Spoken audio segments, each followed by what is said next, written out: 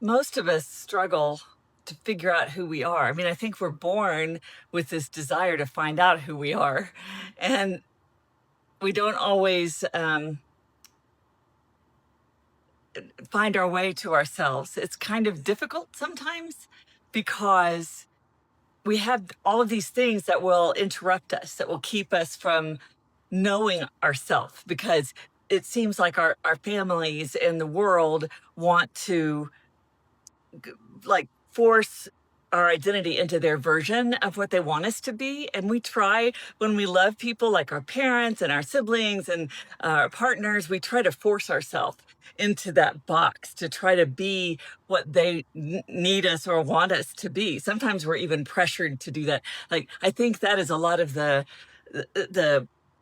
root of why people use control in their relationships and with their children, to try to make them be what their idea of them is. And and in fact, what that does, of course, is that it makes us disconnect from ourselves in order to survive or to get along with the people in our lives. And when we do that, we sacrifice ourselves at the expense of the relationship. And in doing that, it takes us a lot longer to do the work that we came here to do, because I do believe we're actually born all 100% fully who we are, a fully formed person with a perfectly wonderful identity. And yet, when we are brought into a family where control or um, we're not allowed to express ourselves, or if we have a particularly interesting way of expressing ourselves, our family will often try to form us into some way that will fit society and fit their view of who we should be. And in that process, we lose our self. And what I'm talking about when I'm talking about self, I'm not talking about our personality, although that is often part of it. I'm really talking about our core self, or our soul, if you want to call it that, where we know what path we're on when we come into this physical plane, where we are exposed to all the multiple things that we have managed to, either by accident or plan, um, dump ourselves into this world where we are sent into situations where we're in pain, or we're shamed, or we're hated, or we're rejected, or we're abandoned. And we're learning all of these things about ourselves that are erroneous in the process, because we are all born perfect and complete.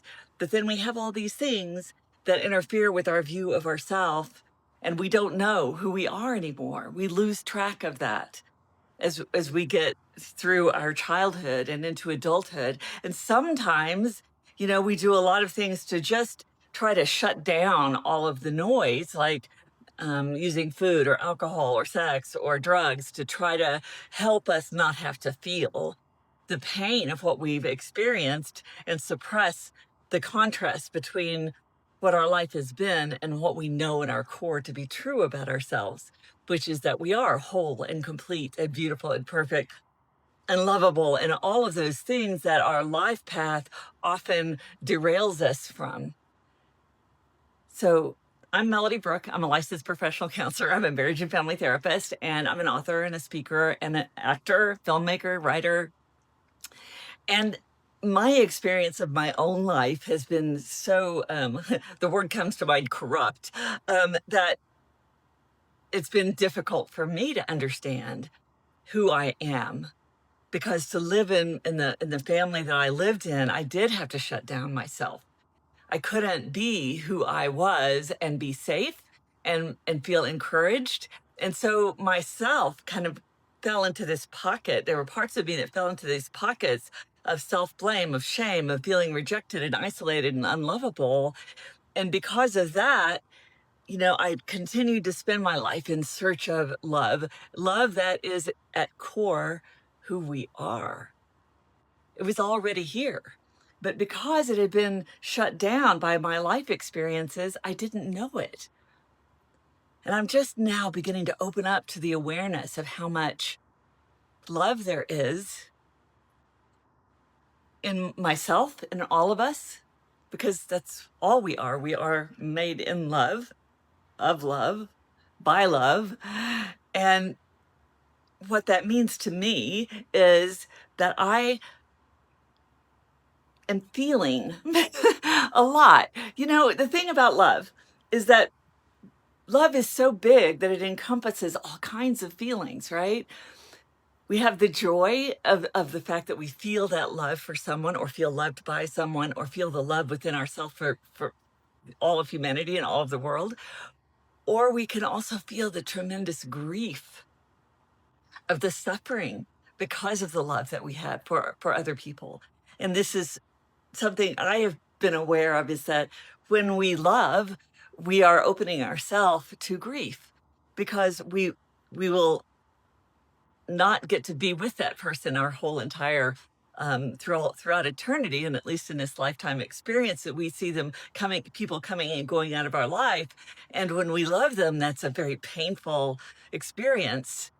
We grieve, and we hurt for them, and we hurt for ourselves, and we miss them, and we have all these painful feelings, all because of the intensity of the love that we are at core. And the more you love, the more you feel.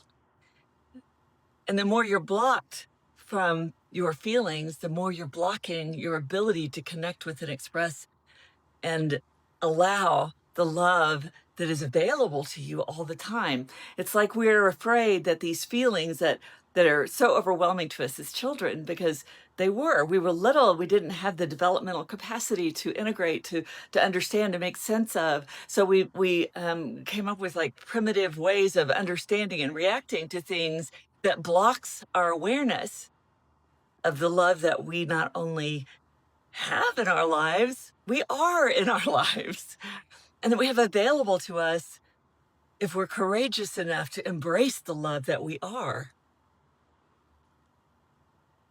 And I expect that when you tuned in today, those of you who are here watching probably didn't expect something quite so esoteric. And while it seems esoteric in some ways, it is really not. It's essential. It's essential to our daily life and our experience of ourselves, and why we're here, and what we're doing every day. The more we connect with ourselves, the more we allow ourselves to be freed from the blocks to self-awareness, to feeling, to love, the more we can embrace the love on the planet, the more we can heal the planet, because love is the only thing that will heal the planet. And as we're in this space of grieving so much pain and so much suffering in the Ukraine right now, it's especially challenging to allow ourselves to feel that.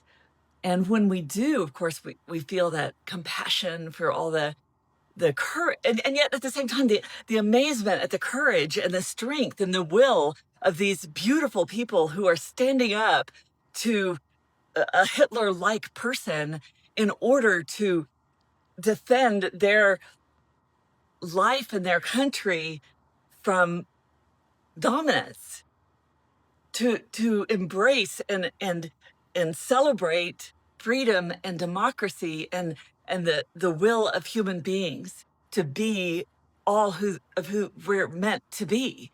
You can't do that in a suppressive regime, whether it's in your household or in a country. And the only way to get ourselves to a place of being able to embrace all of that is to be willing to feel all of that. Boy, that is not an easy thing to do. It is something that I know. I mean, I see people backing off from it, and I get it. I understand that some of us just aren't quite ready to embrace that kind of intensity of feeling that comes with that. But this is who we are. And I hope for you that you go out into your life today, this week, this year, for the rest of your life, knowing somewhere in the back of your mind that you've heard the message that you are love.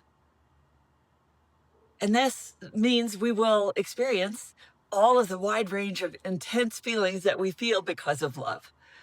Because that is the only way you can love, is to feel, and to feel all of it, the good, the bad, the ugly. We have to feel all of it to be able to have any of it. And when we block out the parts of it that are painful, we're also blocking out the parts of it that are incredibly beautiful. And I'm myself still on this path of opening that door in my heart, in my soul, in my life here, to feel and express more and more of the love that I came here to express. So thank you so much for hearing me today. I wasn't sure how I was even going to talk about this today, because it's kind of overwhelming me at the moment. So thank you for watching, and I'd love to hear anything that you think or feel in response to this. And just thank you for being you, and I send you forth into this world with all the love that you deserve. Bye.